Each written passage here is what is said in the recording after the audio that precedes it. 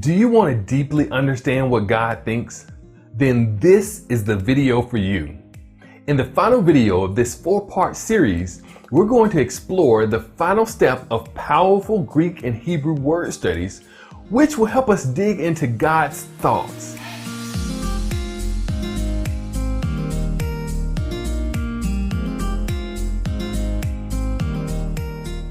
Thanks for joining me today.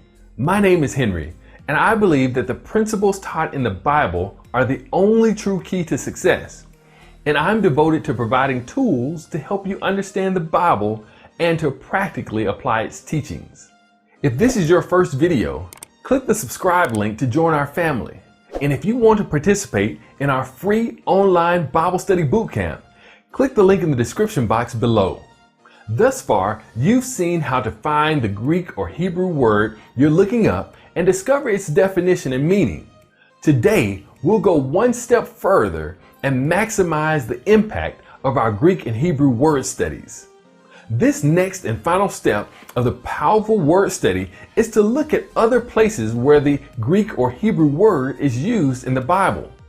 This helps us understand how else God uses the word. In this search, we will learn much more about the topic. Did you vote on last week?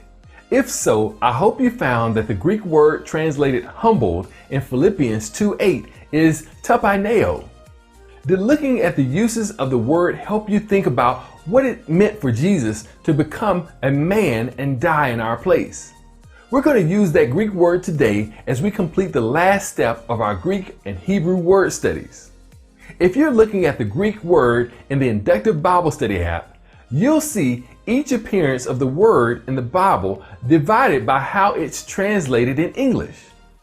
This way, if there are widely divergent meanings like owl and cup, you can focus on the verses that use the word in a similar way to the verse you're studying. If you're using something like the Blue Letter Bible app, you can see all the uses of the word in the Bible organized by the order of their appearance in the Bible, so you can see all of them at once. In our case, the Greek word tapineo is used 14 times in the New Testament. Now let's look at a few of those instances. Jesus uses the word twice in Matthew, the 23rd chapter and the 12th verse. And whosoever shall exalt himself shall be abased, and he that shall humble himself shall be exalted. James 4:10 uses it as part of an introduction. Humble yourselves in the sight of the Lord, and he shall lift you up. 1 Peter 5:6-7 is similar. Humble yourselves therefore under the mighty hand of God, that he may exalt you in due time, casting all your care upon him, for he careth for you. In these verses, we see a very similar theme to the one in the Philippians passage that we're studying.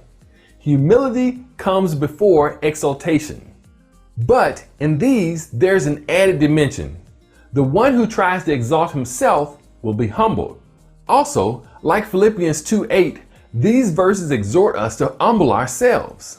1 Peter 5:6 tells us one of the ways we can do that, by giving our problems to the Lord and trusting that he cares about us and will take care of us.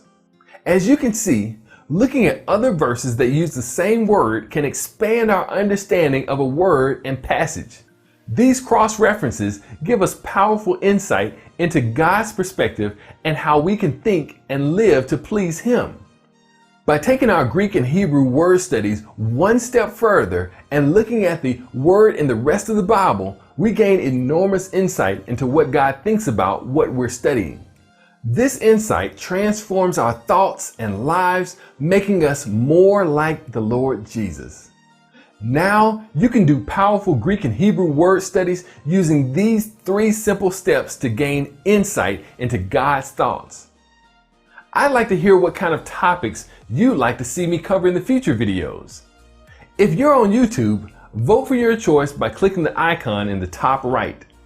And if not, just write it in the comments below. Keep an eye out for videos about your selected topic in the near future. Are you looking for more tips and strategies on Greek and Hebrew word studies? Click the link to the playlist. If you found this video helpful, feel free to share it with a friend. Also, if you haven't done so already, click the subscribe link to check out some of the other videos on this channel. And until next time, stop reading and start studying.